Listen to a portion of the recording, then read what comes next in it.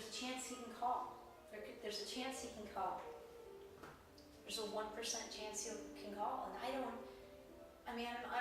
don't have anything real with this man. So it's totally okay if he doesn't call. The crazy thing that I'm is actually being ready and believing I'm ready if and when he does call, whoever he is, when he calls. And when you have never allowed yourself,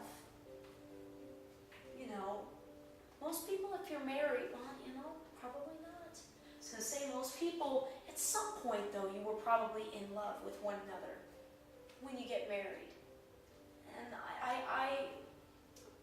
and this is part of the guilt I had to really get over with my ex-husband. I was with him for so long. I cared a great deal. I loved him. I think he's remarkably gifted and talented and brilliant and kind. And, he's a good man. But I was never in love with him. I was drawn to him. But I don't even know. I tried to convince I was never in love with him. Because I know what I felt. I know what I felt the one and only time I've been in love. And I don't regret that I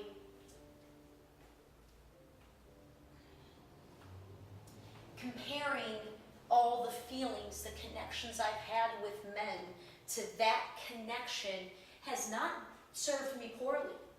And that's going to be a hard one to sell, because people aren't going to believe that I didn't, and they're not on it. Get out of that.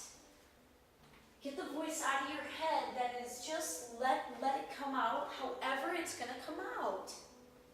Stop judging it.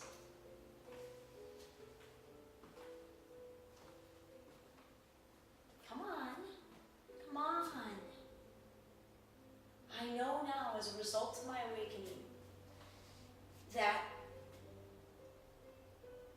I thought it was this man that I fell in love with when I was young.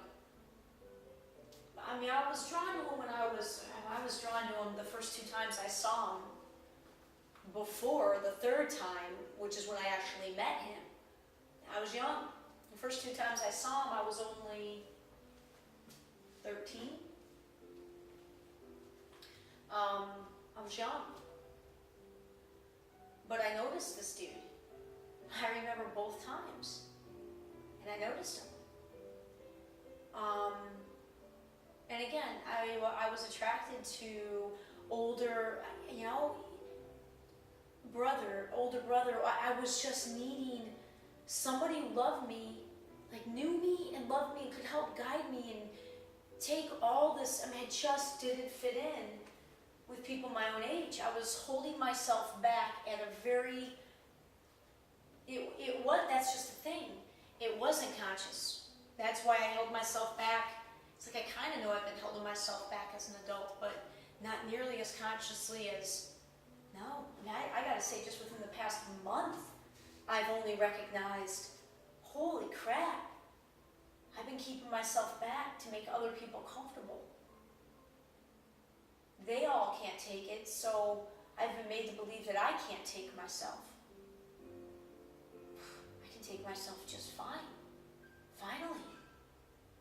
I was just listening to all them for all that long. They couldn't take me.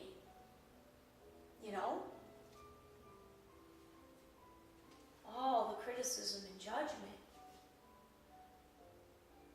And again, just feeling it more than the words. Well, that love I had we were soulmates. It was the one love that I was connected to. And it's okay that I compared everything to it.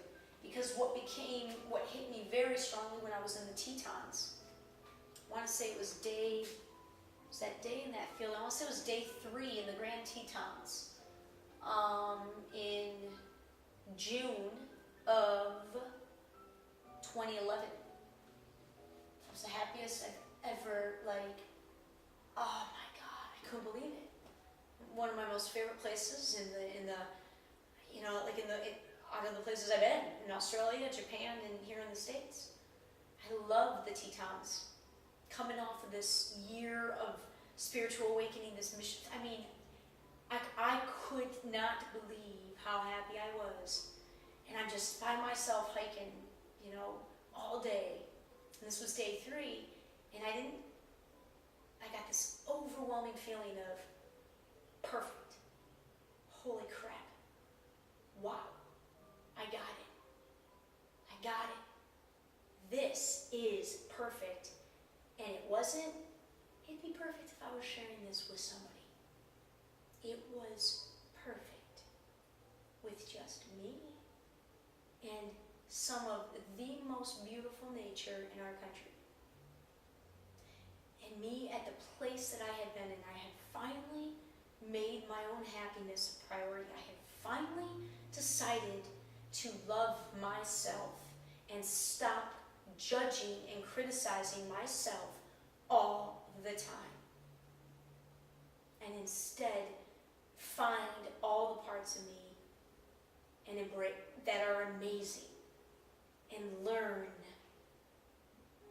to embrace that and put myself, my own energy behind my own positive qualities to the extent that I put it behind everybody else, because I can't